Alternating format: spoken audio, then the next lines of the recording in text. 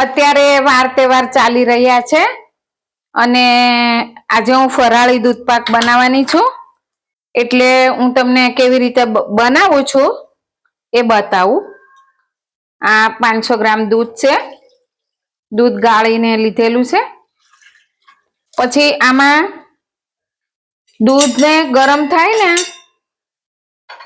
તે હલાવતા જવાનું છે અને એમાં મેં આ મોરૈયો લીધો છે, 2 ચમચી મોરૈયો છે, એને ધોઈને તૈયાર કરી દીધો. હવે આને દૂધમાં નાખી દઈશું.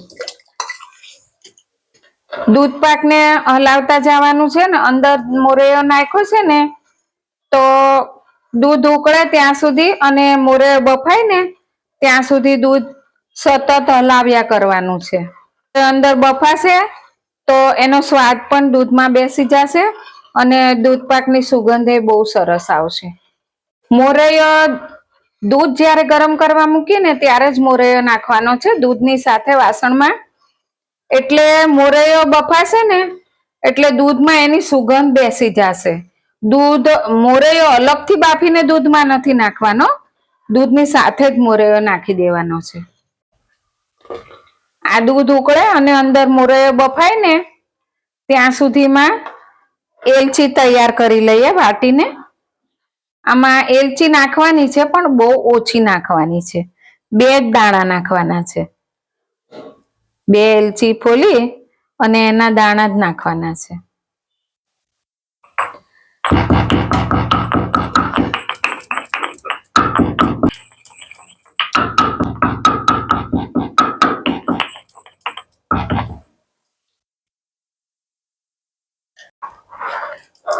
જો હવે આ દૂધ પાક છે ને થઈ ગયો છે, જો અહીંયા કિનારી થઈ ગઈ છે.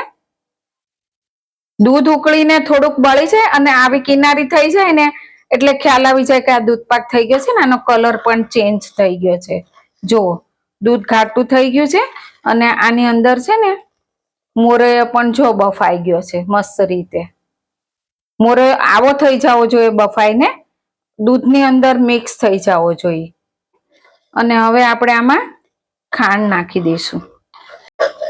જો આ દૂધ પાક થઈ ગયો છે, આનો કલર ચેન્જ થઈ ગયો છે, મોરૈયો બરાબર ચડી ગયો છે અને દૂધની સુગંધ પણ બહુ સરસ આવે છે.